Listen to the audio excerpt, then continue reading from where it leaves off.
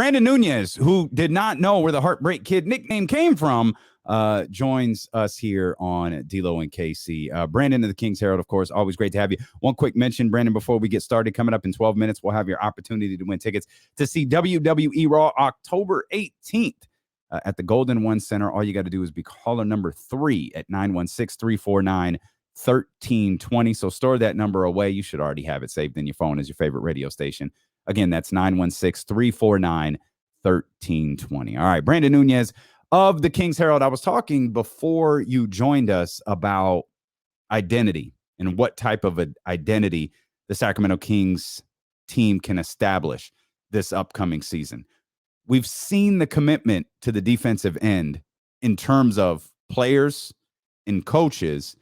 Is that what you think the identity of this team will be this upcoming season, as a defensive-minded team? I mean, I think that, the summer league stuff's really encouraging. I think it's pretty hard for a team to actually have an identity. There has to be some consistency that's been around that franchise for a long time. You think of, Toronto's player development. Masai's been there for a good handful of years. Popovich and the ball movement, something he's been pushing for a long time. Spoelstra, the Miami whole organization, the teams that specifically have an identity, I think have just had that in place for such a long time. So I'd love to see them, put up more effort than they did last year on defense, which I don't think is too much to ask. But I think that if you're just talking what the consistency is going to be, to me, it's versatility on offense. These 3 guards, there's Holmes, what he does on offense. I think Barnes has his nights. Obviously Terrence Davis, Halliburton, and all that. I think that, Fox is going to be the consistent one. And to me, it's going to be, Fox putting up his numbers, and you never know who else is going to give you 20 that night between, 3 or 4 different guys. So to me, it feels like a lot of versatility on offense, and a lot of different ball handlers, penetrators, advantage creators is the identity, more so than I hope they're better on defense. Obviously, I just don't see as, going from the worst defensive team of all time to all of a sudden your identity is your defensive focused. Do you think they could be do you think they could be in the upper half versus the bottom half of defense, even if it's right at 15? I think they can. We saw them improve at the end of last year. Yeah. Yeah. And I think that people aren't accounting enough the pieces they had at the end of the year, getting a whole offseason and getting acclimated. They should be competent on defense, right? And I think the offense, the idea to me at least, is that the offense should be good enough that the defense being competent is fine. So that's kind of where I'm at with that. I think that I don't love the Rashaan Holmes fit because of the defensive end of the floor. I think especially if you're going to run a 3-guard lineup, and I love having Holmes on the roster, but I think if you're running a 3-guard lineup, you really want to be pesky. You want to be in the ball. I think you want to be as annoying as possible, causing havoc and turnovers. And we all know how silly, if you're going to be really aggressive, a guy's going to get past you a handful of times with an aggressive defense, that you would want somebody to clean up after you on the defensive end as a big man, which is why I was a big Miles Turner guy, for example. Sure. And Holmes coming back changes that. And I love the Holmes fit on offense, but I think on defense, it's going to be hard figuring out what's going to work. Is it because of his size that you don't like? Yeah, I just don't think that he has great timing around the rim. He's pretty foul prone. I think he does really good switching on the perimeter. And when he's in the right spot, I think he has decent verticality and things like that. But yeah, I mean, he's just not this high level rim protector, even if he's, good enough to be a starter in that aspect. I think he has great instincts. That's the one thing that I've always liked about him on the defensive end is, because size always comes up because he's a 5. I always thought instinctually he was a really good defender on a team that was, well, as we know, god awful. He worked, and sometimes it didn't work, but he always worked on the defensive end. I wonder what it does look like if you spoke about a 3-guard lineup. If that 3-guard lineup is, just for argument's sake, in maybe a closing game situation or something like that, it's De'Aaron, Tyrese, and Davion. In some way, shape, or form. I think Rashaan Holmes could work down there. I'm not ignoring the fault of his size there. Yeah, I definitely don't dislike Rashaan Holmes or anything like that. I think Holmes is your best option as center. I just think if you're building an ideal lineup around Fox, Halliburton, and say Davion as well, or even just Fox, Halliburton, I don't think Holmes is the perfect center there. But Sure. I mean, how often are you actually getting the perfect guy? Mhm. What do you think the identity of this team is? Well, that's what as we worked through that in our previous conversation a couple of minutes ago.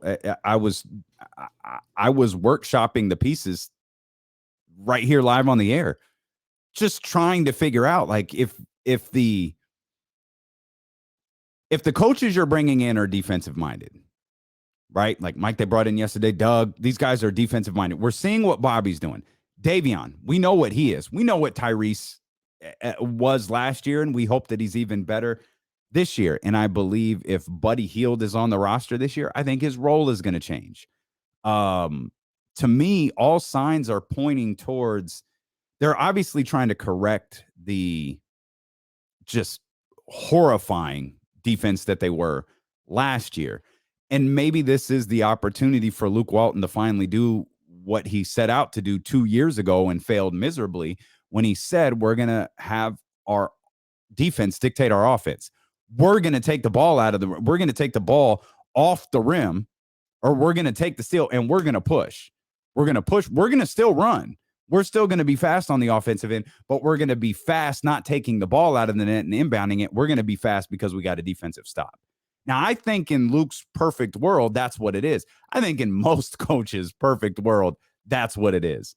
It's just it's hard for me to piece this all together because we've tried to move Buddy since the trade deadline. Okay, well, I've asked the question. You look at this roster as it is, you move Buddy off of it, and I know I think Buddy's scoring ability is a bit over-exaggerated, but he can still score, and he has the potential to be an explosive scorer. If you take him off of this roster, where do the points come from? Or where does that explosive scoring capability come from?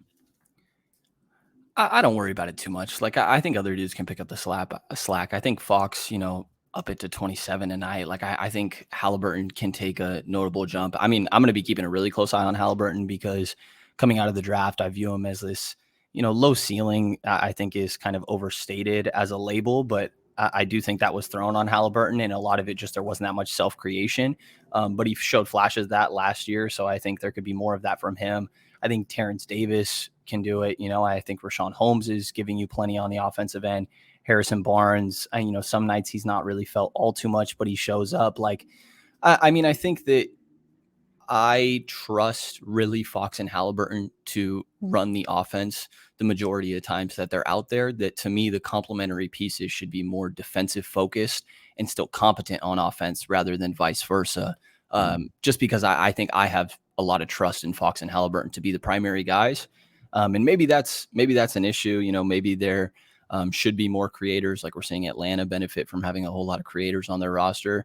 So maybe I'm flawed there, but that's the way I look at it. I think Fox, Halliburton, Holmes handles a lot of your offensive responsibility. And from there, I just want defensive difference makers, playmakers. And like you said, some of the defense leads in the offense, ideally, right? Okay. Brenden Nunes at the Kings Herald with us here on D-Lo and KC. What about Harrison? I hear, obviously the 3-guard lineup is a popular talk of conversation amongst Kings fans. What about Harrison Barnes at the 4? The results weren't there last year in the, kind of the beaten down portion of the season, the beaten down roster portion of the season. But what do you think about Harrison being a regular contributor at the 4 position this year? I'm kind of a subscriber to this whole positionless idea, or at least not like typical 1 to 5. It's more like guards, wings, forward, center sort of thing. And I think when you're talking 3-4, I mean, ideally one of them is an on-ball stopper, right? Like to me, positions is mainly based on the defensive end of the floor. And I think ideally one of them's an on-ball stopper and the other one's a little bit more of a off-ball difference maker, someone that causes havoc, maybe weak side rim protector sort of thing. And I think Barnes is a guy that right now you stick on ball. I don't think he's like great in a situation where you're throwing him on Kawhi, Paul George sort of thing, but I think he is your best option at that. So it doesn't make too big of a difference to me, 3 and 4, because I think most lineups in the league, like I don't see that much of a skill difference between those two guys. It doesn't feel like the 4 is that much slower than the 3 in today's NBA. So maybe there's a little bit of a step slower on Barnes that makes him more ideal as a 4, but I really think he works in either position and it doesn't make too big of a difference to me. I felt like he really struggled in that spot last year. Now, of course, it might be because the roster was terribly hampered at the time, but still, he was having, if memory serves me correctly, he was having a career year until he had to regularly play at that 4 position. And then all of a sudden, we were seeing games where, I mean, Harrison was finishing the game with like 7 points. He was finishing like, and it's not like he was shooting poorly. It was just the shots weren't there for him. He wasn't involved in anything. And I don't necessarily want that. I not necessarily. I don't want that to be the case again this year. Yeah, I mean, do you think that, it possibly had anything to do with Barnes just being a little discouraged by the defense they were rolling out every night? Like, I felt like Fox and Barnes were the two guys where they really should be good defenders, but sometimes it just, wasn't max effort every single night. And I can't blame them that much with the way that the team was rolling it out, And so I felt like sometimes the way that Barnes went MIA was more, at least the way that I looked at it, a product of just kind of being discouraged. Do you think that that could maybe been it? For a lot of guys, yes. For Harrison, no. I mean, I won't discount anything. I look at the guys who were around him when he was at 4. That was probably a problem. Just the overall discombobulation of the roster and the team at that point where he had to regularly move to the 4 spot. I'm sure that all played a factor as well. You're listening to D'Lo and KC on ESPN 1320 KIFM, West Sacramento KRXQ, HD2 Sacramento, and Odyssey Station, and driven by Lashers, Elk Grove Dodge. We're live on twitch.tv/ESPN 1320. We're live on YouTube.com/ESPN 1320. We're live on the Odyssey app and 1320 AM in Northern California. And we've got your tickets right now to see WWE Raw at the Golden One Center, October 18th. You call on number 3 right now, 916-349-1320, and we'll get you all set up again. That's caller number 3, 916-349-1320. WWE Raw back at the Golden One Center, October 18th. Brenden Nunes of the Kings Herald with us here as the Sacramento Kings will play for the Summer League Championship tonight against the Boston Celtics. Your heart's got to be torn a little bit. I know you're a Kings fan, you're a Celtics guy too, and I think above all else, just as basketball fans, we're hoping for a Peyton Pritchard versus Davion Mitchell matchup tonight, which we actually don't know if we're going to get yet. Yeah, I mean, I think either way, at least Carson Edwards has been balling in summer league, and I think he's, one of those guys that it at least feels like a, kind of really good in G League, maybe not quite making a roster in the NBA type thing, but he's definitely a scorer, putting up numbers, and I think that, a lot of people would be focused on Carson on offense or Peyton on offense and Davion on defense, and obviously I'm going to be focusing on that as well, but I think the other side of the ball is really interesting as well, because I think both of those guys are poor defenders. I'd like to see Davion take advantage of that.